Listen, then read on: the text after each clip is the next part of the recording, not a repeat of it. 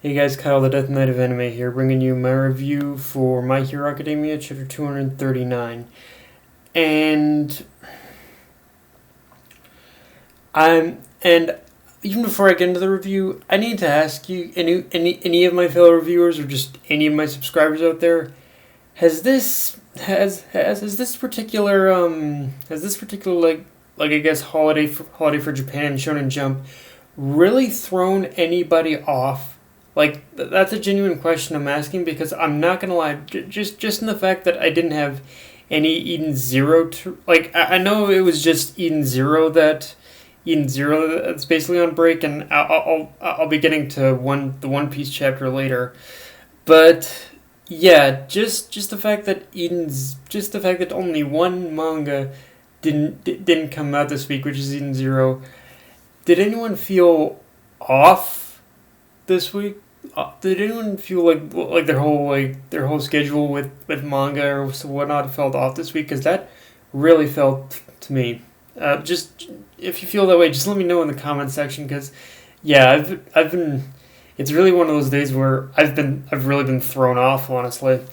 But anyway, getting into the chapter itself. So immediately, one thing I picked up on and loved about this chapter is that even though majority of it was basically focused on the conclusion of the Shigaraki and Re-Destro fight, the actual story and narrative was being told from from basically Spinner's perspective, which is definitely the most fitting character to focus on in order to conclude this arc. When you look back and realize that while Twice and Giron were the major focus of the plot, Spinner was definitely the narrative focus of the arc, and how he was basically in a lot of ways you could say Spinner was kind of the glue that even in the most trying times was keeping the League of Villains together.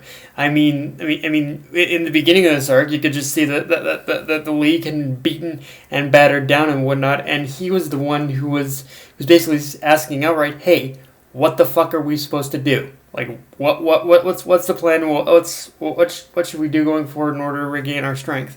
And just ending it with and pretty much and basically now and now with Spinner, it's come full circle because between Shigaraki's awakening of his power and the league pretty much and the league having subjugated the Liberation Army, like with Spinner, he pretty like Spinner. He was basically he was just as down on his luck and felt he didn't have a path to go. But now with the subjugation of the Liberation Army and the and Shigaraki's like awakening of his new power, he finally has hope that the League of Villains actually does have a future and they have a purpose now. So yeah, I just really liked how in the end this like I'm sure there's going to be a couple more chapters in order to cap off this arc, but I like how just narrative wise we've basically capped off like how important like Spinner himself was. We've capped off like from Spinner's Spinner's whole pretty much narrative in this arc. Like he finally feels like from the League of Villains like has a future, and they won't be destroyed, and they won't be destroyed by this ever changing world. In fact, with this chapter, that they in fact throughout this whole arc, honestly, you could say that the League of Villains has actually learned to adapt to this ever changing world now, and yeah. And yeah, I just it's weird. It's honestly just weird to say, but I just really liked how honestly hopeful the pretty much League of Villains, how much of a hopeful feeling I got of the League of Villains, like from just being able to pick themselves up. I mean, I know I shouldn't because they're villains, but again, this is I think one thing that I'm not sure this is something that. Again, this just kind of plays into something that I'm not sure if Horikoshi is fully aware of, and don't get me wrong, I like the way he writes the heroes, but I just love the way he writes the villains. Like the way he's written the the villains throughout this arc, and the League of Villains especially, it's like it's made me like it's made me want the villains in order to actually succeed almost, even though them succeeding is like the worst, is probably going to lead to the worst possible outcome for pretty much this world of heroes. But yeah, and actually even going further than that, it's kind of funny, but even going further than pretty much Spinner, it's kind of funny, but despite any problem I've had with Gigantomachia just being in the background of this arc, with this particular chapter, I did how we did kind of touch on Gigantomachia in a way where he also felt like a narrative focus, as well, with him finally acknowledging that Shigaraki has succeeded and has lived up to his expectations now of being All for One successor. Now, granted, the one problem I will have with that whole possibility of Gigantomachia being this narrative focus is that I would have liked a little more with Gigantomachia, just like his inner thoughts or whatnot, but and just worked and Horikoshi having just integrated him better into pretty much into the narrative focus like he's done with Spinner, but as it is, it works. It works fine, and I pretty much still like how they work Gigantomachia into how they worked him into pretty much the final pretty much narrative moments of the chapter. So yeah, there's that too. Now the big question, however, is that with basically Gigantomachia accepting Shigaraki as his new master, are we even going to see a fight between the two of them again?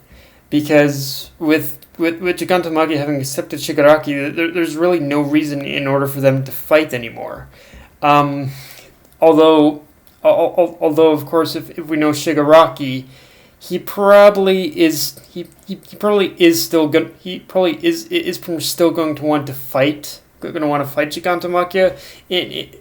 Going to want to fight Gigantomachia just for the sole purpose of subjugating him, like he's done with the Liberation Army. Just as like a formality of saying, You're pretty much my subordinate. You follow me, kind of thing. So yeah, but